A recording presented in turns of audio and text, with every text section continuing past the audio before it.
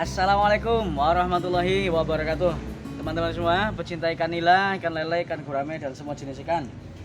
Kembali lagi dengan saya di channel Soleh Farhan 879. Seperti biasa, saya doakan teman-teman semuanya sukses selalu, sehat selalu, dan istrinya yang di rumah itu murah senyum ya, karena masih tanggal muda. Kucing malah berkelahi teman-teman. Ini malah mau bahas kucing. Jadi ini teman-teman, sore hari ini kurang lebih hampir pukul 6 sore. Saya itu kegiatannya adalah kasih makan. Kebetulan ini yang mau diambil gambarnya adalah saat pemberian makan ikan lele.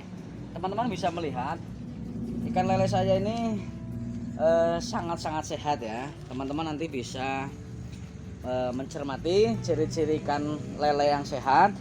Dia sangat respons terhadap pakan. Kemudian juga pertumbuhan itu tidak terlalu jomplang. Ini ikan lele yang sehat. Tuh. Nah nanti teman-teman juga harus tahu bahwa pemeliharaan ikan lele yang masih kecil seperti ini harus sangat hati-hati. Tuh.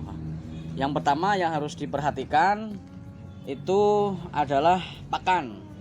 Pakan sebisa mungkin sesuai dengan ukurannya. Lele ini lebih ekstra menurut saya daripada nila. Walaupun ketahanan tubuhnya sebagian besar mengatakan itu lebih tahan lele ya. Namun demikian ini harus lebih ekstra. Pakan untuk ukuran 34 ini ya. Ini ukuran 34. Saya menggunakan PF 1000. Teman-teman bisa melihat peletnya. Nih. Ini PF 1000. Nah, kalau saya untuk pelet biasanya ini dibibis. Ini namun karena sudah terlanjur sore, kebetulan saya baru dari kolam yang di belakang, maka tidak saya bibis, langsung saja diberikan pada lele. Sini teman-teman bisa mendekat di sini. Nah, ikan yang bagus ini seperti ini. Dia tidak gampang stres. Tidak stres maksudnya itu tidak panik ya. Walaupun dekat seperti ini saya ngasih makan. Nih, ini ada ilmunya. Ini kalau kata orang tangannya itu tangan ikan, padahal bukan. Ini faktor karena memang sudah biasa saya. Yang nomor 2 itu memang ikannya sehat. Ini saya kasih makan, tangannya masuk begini, lele itu ngerubut. Nah, nih teman-teman bisa melihat. Nih ya. Lele tetap ngerubut, tetap ngumpul di sini.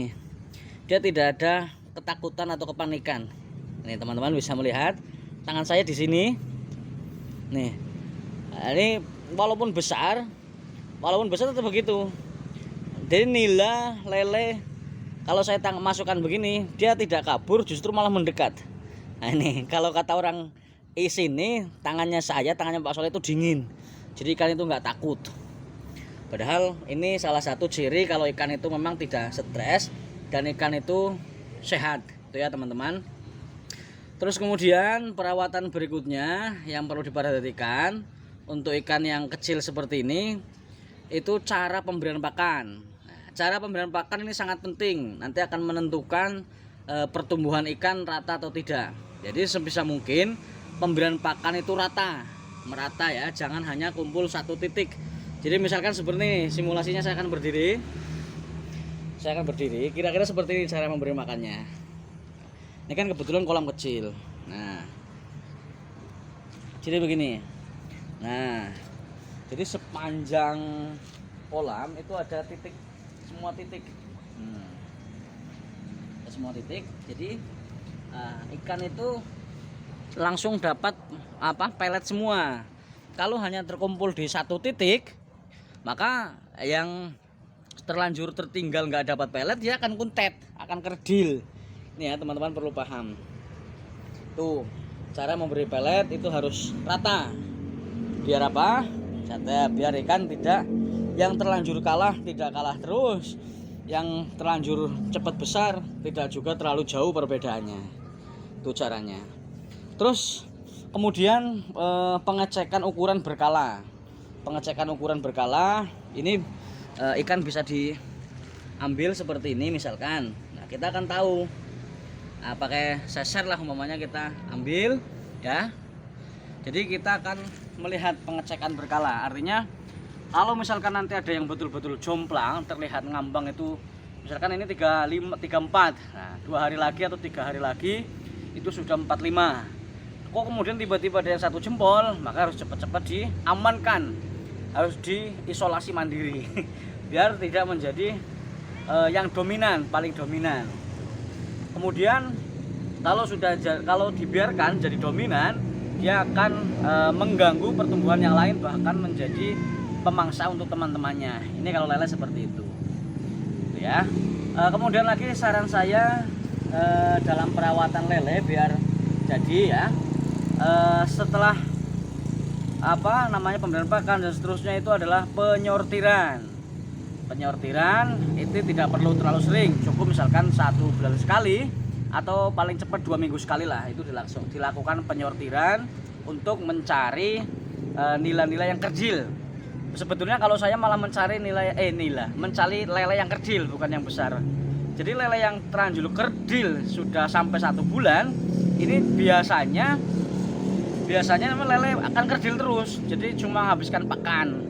Jadi kita amankan saja, nanti dipisahkan di tempat yang lain, tuh ya teman-teman. Terus kontrol air. Nah, air yang dangkal seperti ini, ya, airnya kan dangkal ini. Nah, air yang dangkal seperti ini cocok untuk ikan yang kecil-kecil seperti ini ya. Ini sebisa mungkin jangan terkena panas yang sangat terik. Nah, jadi siapkan tutup. Karena ini pasti cahaya matahari akan menembus sampai dasar air. Itu ya teman-teman, perlu paham. Tuh, insya Allah kalau hal-hal ini diperhatikan, mudah-mudahan teman-teman itu akan sukses juga berbudidaya ikan lele. Itu ya teman-teman. Karena saya dulu itu memang sangat giat di lele, karena beberapa pertimbangan akhirnya saya sekarang lebih banyak memelihara nila. Itu ya teman-teman. Kemudian takaran pemberian pakan itu hampir sama kayak nila. Ini maksimal 5%, kalau kita bisa menekan ini bisa menjadi 3%.